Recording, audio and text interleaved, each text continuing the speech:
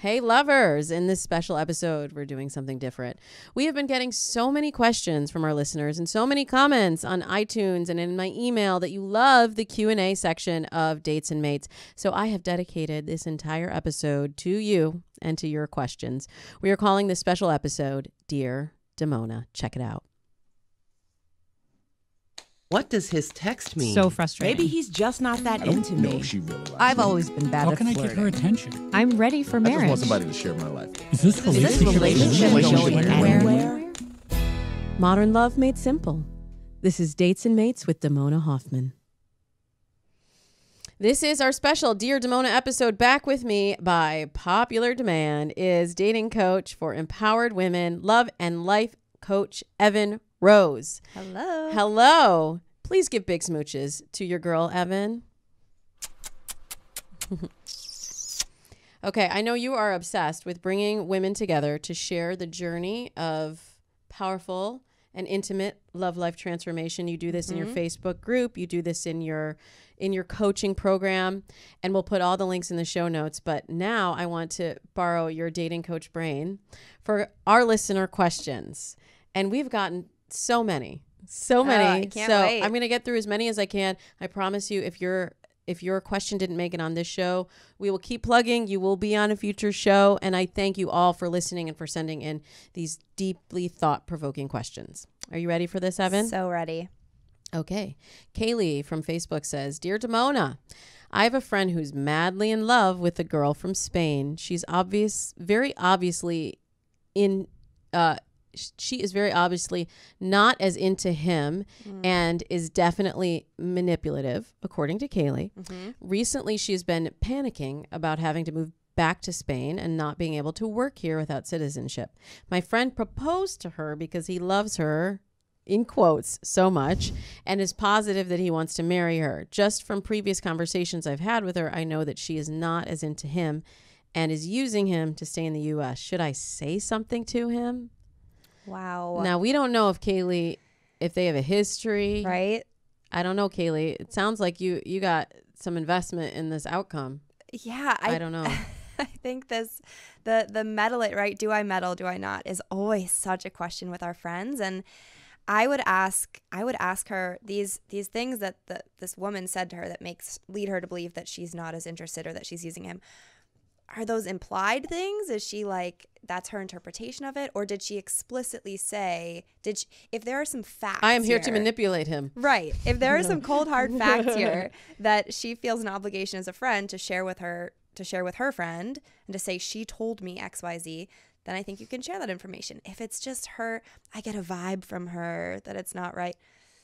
That's where I feel like it's not so much our place. I feel like it has never gone well when you criticize. I just had this conversation with a friend the other day, and she said, she was talking about a breakup, and she was like, you wouldn't say something like, if you didn't like the other person, you wouldn't have said something before. And I'm like, I've never seen that go well when they can't hear it. Like, he just proposed to her. He's planning to marry her. I don't think you have a chance of getting your point across. Yeah. Totally. I think that's a great point. If you're not going to affect anything anyway, the best thing you can do as a friend, I think, is to really just let someone know that you are here for them so that should this thing go south, he has you as a friend to lean on, right? Unless you, Kaylee, are trying to get in there, in which case this is probably your last chance. Tell him how you feel, girl. You tell him how you feel, but you got to be okay with the friendship maybe not continuing and with his Spanish wife not inviting you to holiday dinners. Okay, we got this one from a female. Oh, she's 31. She says, Dear Damona, this one was an email. Okay.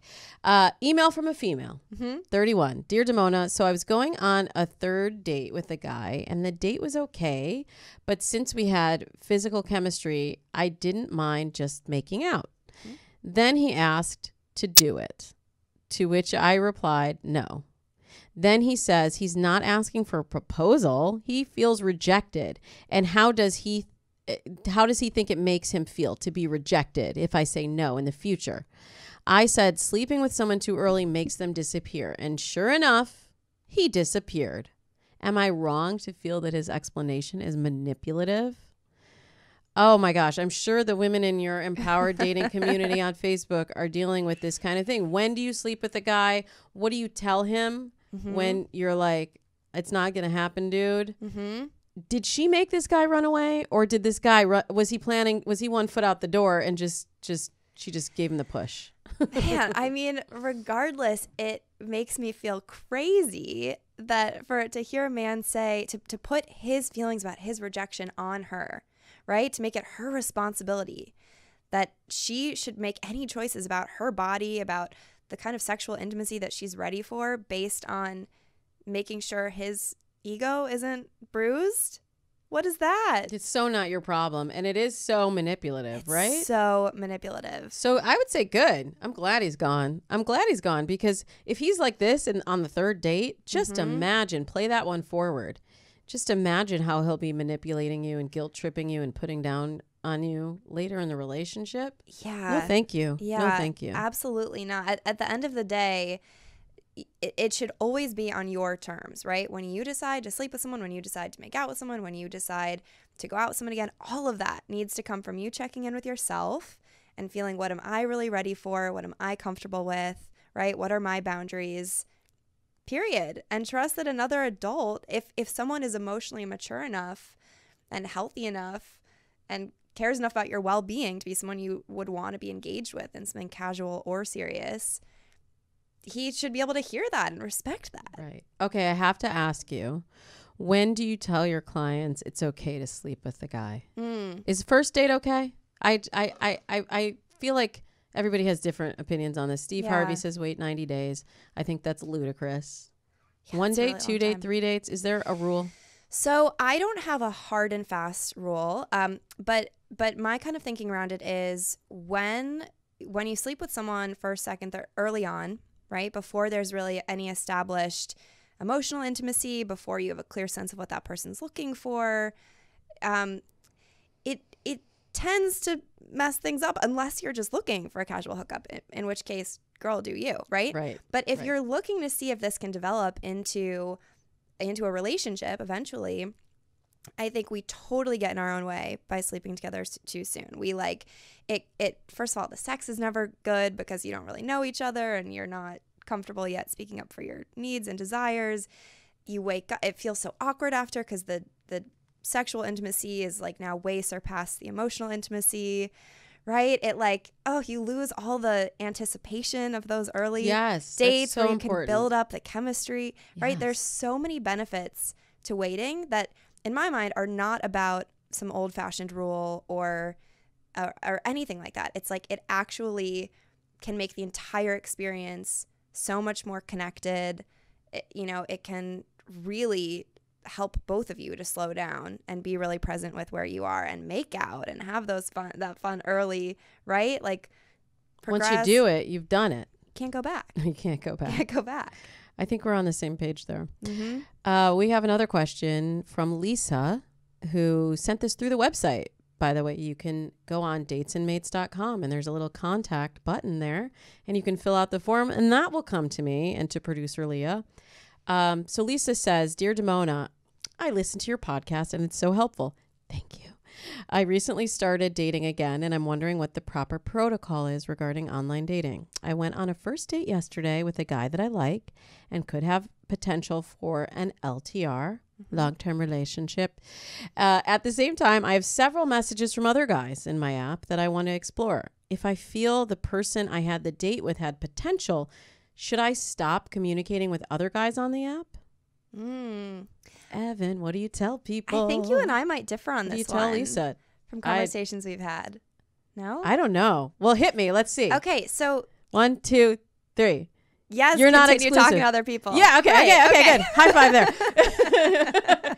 Okay, so you say continue to date other people, continue to talk to, well, you said continue to talk to other people. Yeah, go on Can dates you with also other go people. on other dates? Yeah, absolutely. No, we're on the same page for sure. Okay. Yeah, on those early dates for sure. Not only are you not exclusive, I've actually found with clients and with myself, it's really helpful to go on dates with multiple people in those early days so that you don't put so much pressure on this one you're not like, I had this great first date and now I'm creating the story of what this could be in my future, so I'm going to shut everything else out and just hone in on this person. And then you're devastated if it doesn't work out. Right. And we have no idea how invested that other person is, because they can come on hot and heavy, and some people do that. They're really into you in the beginning, but then they are probably talking to other people. I think the expectation is that if you're on a dating app, you are talking to other people until you've had the question, right? Yeah. But then we actually did get a question in on Instagram about when to have the question. Of being exclusive? Yeah. I mean, when to have the conversation. When do you have that? Is there a time frame, you think? I don't give a time frame or a certain number of dates, because I think it is so case by case, right? Sometimes you meet someone and you are kind of immediately seeing that person twice a week, 3 times a week, going in deep in your conversations and talking about what you're looking for. And within 3 weeks, you might both decide, hey, it feels like we're both ready to see where this goes with just each other. And I think that that's healthy. I think you could also see someone once every week or 2 weeks, especially if you live in LA and someone's on the east side and someone's on the west side, right? And you're really just feeling it out. And it could take a couple of months of that and dating other people before you're ready to move forward with just one another. Yeah, I think you have to go with how you feel. Like, without the expectation that the other person is necessarily at the same point, unless you've really discussed it, or it's like glaringly obvious, like you're spending every day together. But if you just say, I'm really enjoying getting to know you, I'm going to take my profile down, and then you just wait and see what they say and be okay with them saying, I'm not really ready for that.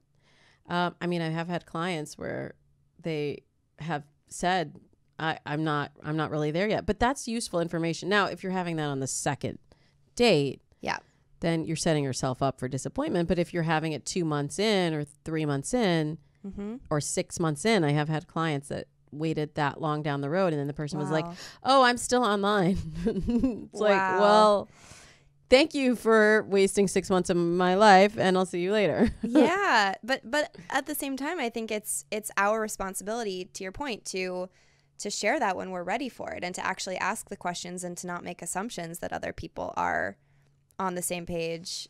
Yeah. Right? Like, I had a client last month who was at this point with somebody, and she was not totally sure. She was dating other people, but she was just kind of on the fence about this one guy. And she felt like she couldn't really focus while she was dating other people. Sometimes it gets really overwhelming, especially if you're on multiple apps. It can just be clutter in your brain. So she, without telling him, decided to stop dating other people just so that she could focus in. Now, it turned out when she focused in, she was like, oh, yeah, no, not this guy. But it's what you need for that phase of the relationship. I think that's a great point, that exclusivity is its own phase. It's not the same as saying, okay, we are in a committed relationship. You're my boyfriend. I'm your girl, right? Oh. To me, those are two separate stages. So, which I think gives us more permission to have that conversation of, hey, I'm taking down my profile, or I'm wanting to just continue seeing you. That feels good to me at this point, to just explore what we've got going on. And then that phase is to really feel out and get more clarity on, is this someone I want to make a relationship commitment to? Do you think, Evin, that people are less likely to settle down now? I hear this all the time. Like, there's so many options.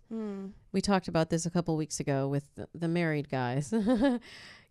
Can people actually focus in? Are men and women less likely to want a relationship now than they were, say, 10 years ago before dating apps took over our lives? I don't think we're less likely to want a relationship. I think, and granted, working with singles who hire a coach because this is something they really want, I'm sure I have a somewhat skewed perspective on this, but I think that our human desire to connect and to partner is really intrinsic, right? Is biological, doesn't really have to do with the culture of the times. I think we are likely to wait longer right? I mean, statistically, people are getting married and making that commitment later and later. We've got so much else going on, careers, all the things. And I think we can get distracted with all of the options. And I had a conversation with a new client yesterday who was like, one of my challenges is that I have this like, is there someone better mentality each time I start seeing someone new, right? And then the answer is no. It's all downhill from here. No, but what do you say to that? That I think that is a pervasive point of view. What if there's something else? What if I'm settling? Right. What do you say to that, Evin?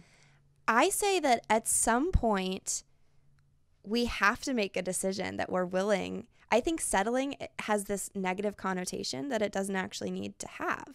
Like you choose a career at some point. I love what I do, but could I go live abroad and have a whole nother? Sure, there are a million possibilities, but at some point you say, I want to actually see what I can make of this and make the commitment to this part of my life. And right, it's like I love LA, but is there another? Sure. But right. So it's like at some point we have to choose to settle down with each of these choices that we make. Rather and sometimes than not making a choice is making a choice, right? If you're choosing not to settle down, then you're choosing to not settle down. You're choosing not to have a partner. Exactly. So not making a choice is a choice in itself. Totally.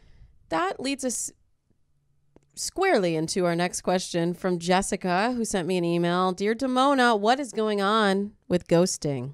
In the last year, I have been stood up for first dates, dropped after great third dates, and generally treated like trash by the men in LA. I blame dating apps, but I'm open to your interpretation. WTF, please help. Oh, it's such WTF. a bummer. WTF, Evin. Is it dating apps?